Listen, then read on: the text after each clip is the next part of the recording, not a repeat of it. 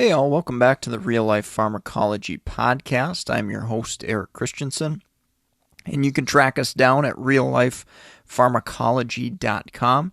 Definitely go take advantage, sign up, and snag your free 31-page PDF of the top 200 drugs where I lay out really real-world important pearls with each of those drugs in the top 200. So, great little resource there if you're studying for any, board exams or anything, pharmacology classes, anything coming up there. So, go snag that at reallifepharmacology.com. All right, so we're going to get into it today, covering Prasugrel. Brand name of this medication is Effient.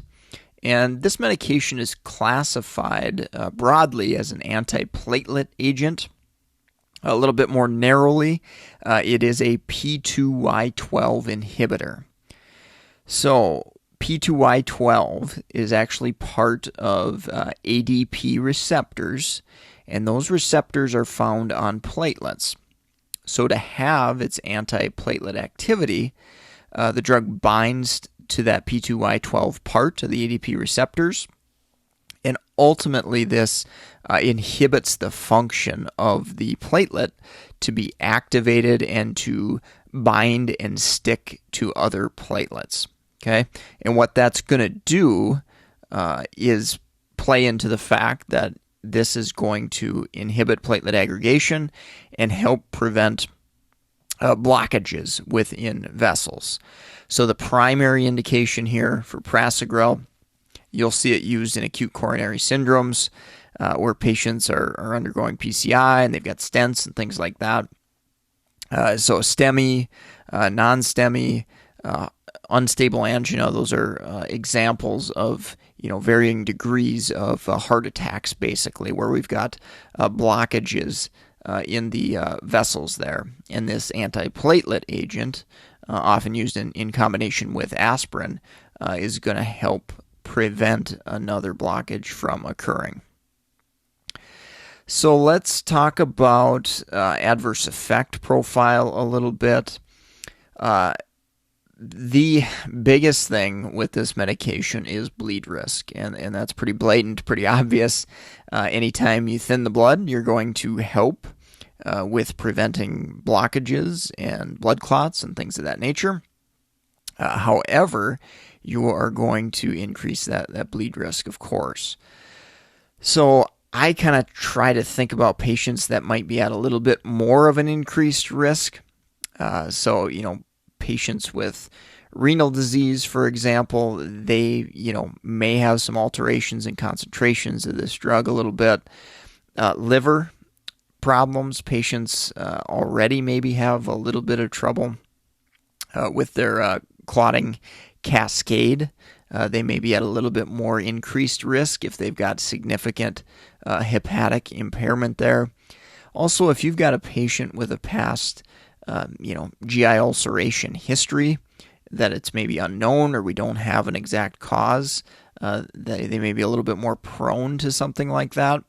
Obviously, Prasugrel, along with any other antiplatelet agent, could potentially exacerbate that.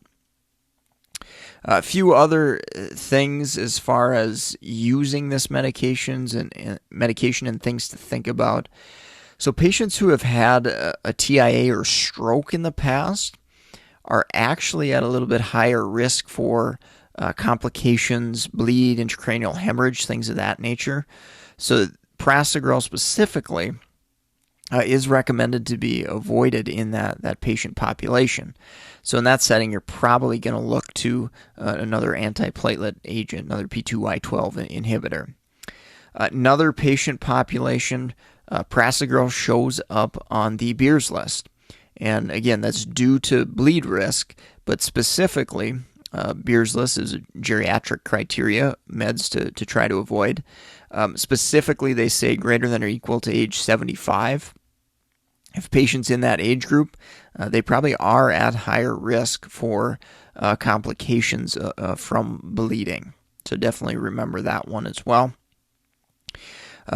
Surgery, very, very important. Anytime you've got a medication that can interrupt platelet activation, clotting cascade, you've got to remember that patients who are undergoing surgery are going to be at risk there. So, most situations with Prasugrel, you're looking probably at that 5 to 7 day period for being off the medication. Again, this is really a clinical judgment as far as invasiveness of the surgery versus the risk of somebody having an event if they come off of that medication for a period of time. So kind of a lot of clinical judgment in that surgical space as to whether to hold the medication or whether to continue it. All right, let's take a quick break from our sponsor, and then we will wrap up with drug interactions. MedEd101.com is proud to sponsor the Real Life Pharmacology podcast. If you're looking for resources on clinical pharmacy, practice pearls, as well as board certification study material, definitely go check out the growing list of resources at meded101.com/store, STORE. Recently, as of producing this podcast, we've got updated content for BCPS, BCGP, ambulatory care certification, as well as the MTM certification there as well. In addition, if you're a pharmacy student, go check out our NAPLEX resources at rxgrad.com. Drug interactions with Prasugrel are pretty simple, pretty straightforward for the most part. So common sense tells us if we've got patients on any medication that's going to thin the blood, so let's say some of our newer anticoagulants, warfarin, aspirin, NSAIDs, those are all examples of meds that are going to potentiate that bleeding risk. So very, very important to go through that medication list. Ask about over-the-counters. So important to do that. Many patients take ibuprofen, they take naproxen. Really got to pay attention to that and make sure we aren't putting them at increased risk of bleed when we're using these antiplatelet medications with NSAIDs there.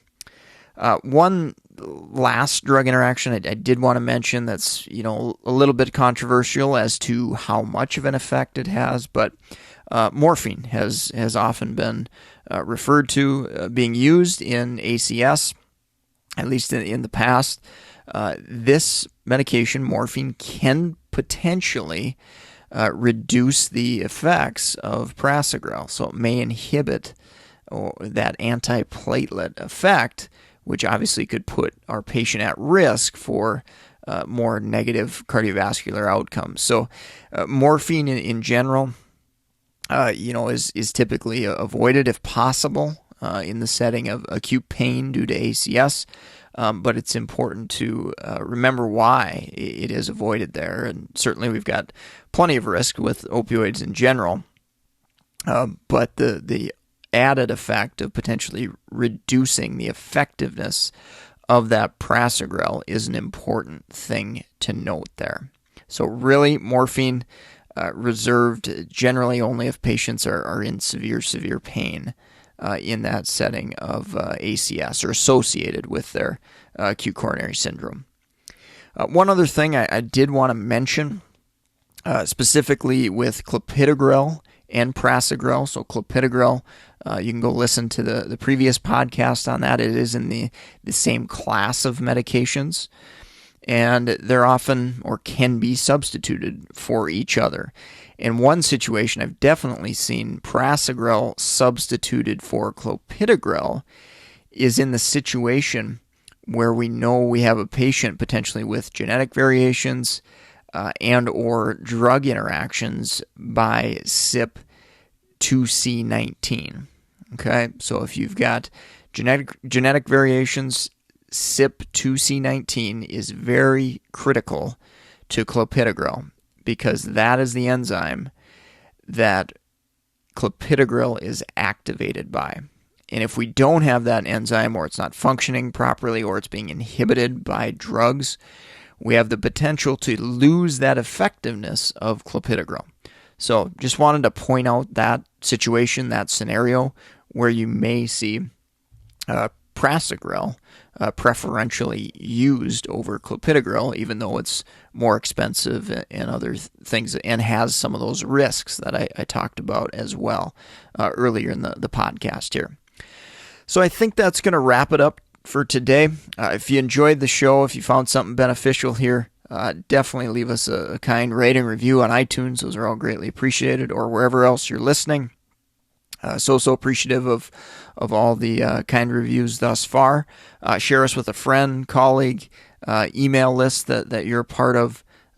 Definitely trying to educate as many healthcare professionals as possible about the importance of medications, medication management, and of course, pharmacology as well.